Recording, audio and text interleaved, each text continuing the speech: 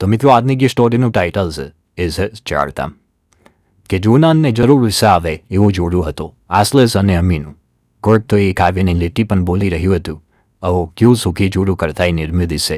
ખરેખર સુંદરતામાં તો કામદેવ અને રતિત લાગે. ભણતરમાં તો બંને બબ્બે વિષયમાં પીએચડીની ડિગ્રી મેળવી હતી. નોકરી તો બંને સાથે જ કરતા હતા. બંનેને તગડું પેકેજ મળતું હતું. આસલેસ એકનો એક હતો અને સામે અમી પણ એકની એક.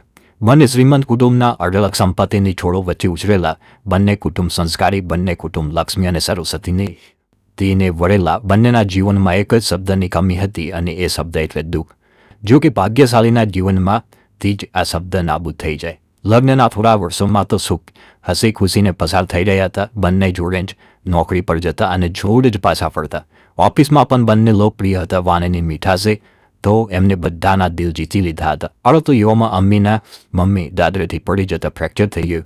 બંને પગે પાટો આવી ગયો. ત્યારે આસલેસના મમ્મીએ કહ્યું, અમ્મી તારા મમ્મી પપ્પાને અહીં જ બોલાવી લે. આપનું ઘર મોટું છે.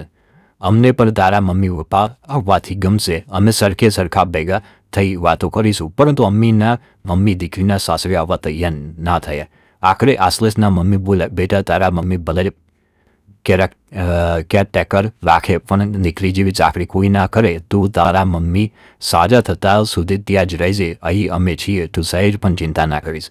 તારા મમ્મીને એમ ના થવું જોઈએ કે મારે દીકરો નથી તો ચાકરી કોણ કરશે. તારી મમ્મીને બિલકુલ ઓછું આવું ના જોઈએ. અમે પિયર રહેવા ગઈ. થોડા દિવસ તો રજા લીધી. પછી એ ઓફિસ જવા તૈયાર થઈ ત્યારે એની મમ્મીની આંખમાં આંસુ હતા. એ ઉદાસ થઈ ગયા હતા. અમ્મી કશું બોલી નહીં પરંતુ ઓફિસ જઈને રજા લંબાવી. એના મમ્મીને ખબર પડતા બોલ્યા, બેટા મારા માટે તો કેટલું કરીશ. આસલેસના ઘરનાએ તને મારી ચાકરી કરવા મોકલી એ એમની મોટાઈ છે. બાકી આ જમાનામાં કોણ કોનું કરવા નવરું છે. 2 મહિના સુધી પથારીવશ માતા માટે એમ બધું જ કરતી હતી. ક્યારે તો એની મમ્મી બોલી ઉઠતા, મારા બગડેલા કપડાં તું સાફ કરે છે, મારું માથું ઓળી કપડાં બદલાવે છે, તું મારું કેટલું કરે છે. અમી એની માના માથે હાથ ફેરવતા બોલી, મમ્મી હું નાની હતી ત્યારે તું મારું બધું જ કરતી હતી. ત્યારે મેં તને ક્યાં કહેલું કે તું મારું કેટલું કરે છે. મને તો બોલતા કે ચાલતા પણ આવડતું ન હતું. તારી આંગળી પકડીને ચાલતા શીખી. મારી નાની ઝડપણ તે અને પપ્પાએ પૂરી કરી છે. અડધી રાત્રે હું રડતી તો મને ઉચકીને તમે આંટો મરાવવા પણ બહાર લઈ જતા. આજે હું જે કંઈ પણ છું એ તમારે કારણે. હવેથી તું આવી વાત ના કરીશ તો હું મારા સાસરે જતી રહીશ. 2 મહિના બાદ અમી એના સાસરે પાછી આવી. ફરીથી જ એ જ ક્રમ ચાલુ થઈ ગયો. અમીના મમ્મી અવારનવાર આશિષના મમ્મીને ફોન કરી આભાર વ્યક્ત કરતા. પતિ પત્ની નોકરીએ જતા પરંતુ એમનો આ નિત્યક્રમ લાંબો ટક્યો નહીં. આશિષ અને ના પપ્પા થોડા દિવસોથી દવા લેવાનું ભૂલી જતા હતા. આમ તો એ નિયમિત હતા એટલે કોઈ યાદ કરાવતું નહીં. ત્યાંથી જ એમને લખવા થઈ ગયું અને દવા કર્યા બાદ પણ પથારી પકડી લીધી હતી.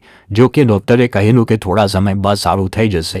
એ દરમિયાન નિયમિત કસરત કરાવવી પડતી. આસલેસના મમ્મીની ઉંમર થઈ ગયેલી ત્યાંથી પતિને પડખું ફેરવવામાં પણ મદદ કરી શકતા ન હતા.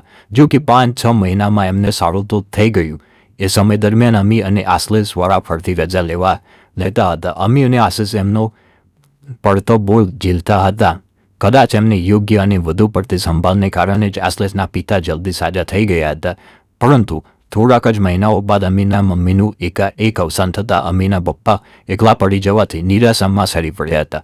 યાદશક્તિ લગભગ જતી રહી હતી. અમી એના ઘરે પપ્પાને લઈ આવી પરંતુ ઓફિસથી આવ્યા બાદ એક માં જેમ બાળકની સંભાળ રાખે તેમ એ તેના પપ્પાની સંભાળ રાખતી હતી. પરંતુ આ પરિસ્થિતિ બહુ લાંબે ના ચાલે. એ ઈશ્વરને ત્યાં પત્ની પાછળ ચાલી ગયા. અમી જ્યારે ઓફિસ ગઈ ત્યારે એના પટ્ટાવાળાએ પ્રસાદનું પેકેટ આપતા કહ્યું, અમી બહેન તમે રજા ઉપર પર હતા.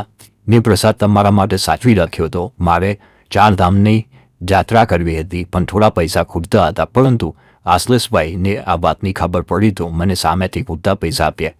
હું પાછા આપવા ગયો તો સાહેબે પૈસા ના લીધા. બહેન ભગવાન તમારી જોડે સલામત રાખે. જતા એવું પણ કહી ગયો, બહેન જુવાનીમાં 4 ધામ થાય. ઘડપણમાં તો ઘણું અઘરું પડે. જિંદગીમાં એકવાર તો 4 ધામ કરવા જોઈએ. અમીના મગજમાં પણ આ વાત ફસી ગઈ. સાંજે એને આસલેસને વાત કરી આપણે 4 ધામ કરી આવીએ. 2 મહિના બાદ બંનેને રજા મળે એમ હતું. ત્યાંથી તો આસલેસ ટ્રાવેલ કંપનીમાંથી 2 મહિના પછીની ટિકિટ લઈ આવ્યો. બંને જણા ખુશ હતા. ગરમ કપડાં, રેનકોટ વગેરેની ખરીદી ચાલુ કરી દીધી. પરંતુ જવાના આગલા દિવસે જ અમ્મીના સાસુને છાતીમાં દુખાવો પડ્યો. ડૉક્ટરે કહ્યું અટેક છે. ત્યારબાદ તો બાયપાસ સર્જરી કરાવવી પડી. ટિકિટ તો કેન્સલ કરાવી દીધી, પરંતુ અમ્મીએ કહ્યું હવે આપણે મમ્મીનું ખાવા પીવાનું સાચવવું પડશે. રસોઈવાળી બાઈ નહીં ચાલે, કારણ કે તે તેલ ઘી વધારે વાપરશે તો મમ્મીને નડશે અને રસોઈવાળીની રસોઈ અને ઘરની પુત્રવધુની રસોઈમાં ફેર જ હોય છે. આવતા વર્ષે જઈશું. પછીના વર્ષે અમીને સારા સમાચાર હતા. ત્યાંથી ચારધામ જઈ શકે એમ ન હતું,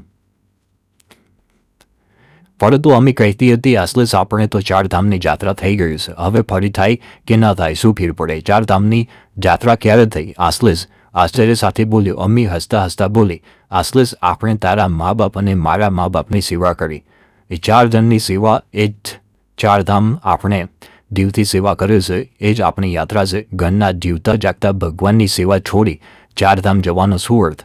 આપણા મા બાપ જ આપણા ભગવાન છે અને એ જ આપણી ચારધામ જાત્રા છે. મિત્રો, અમારી હવે સ્ટોરી જોવા માટે તમે અમારી ચેનલ પેજને સબસ્ક્રાઈબ કરી દો.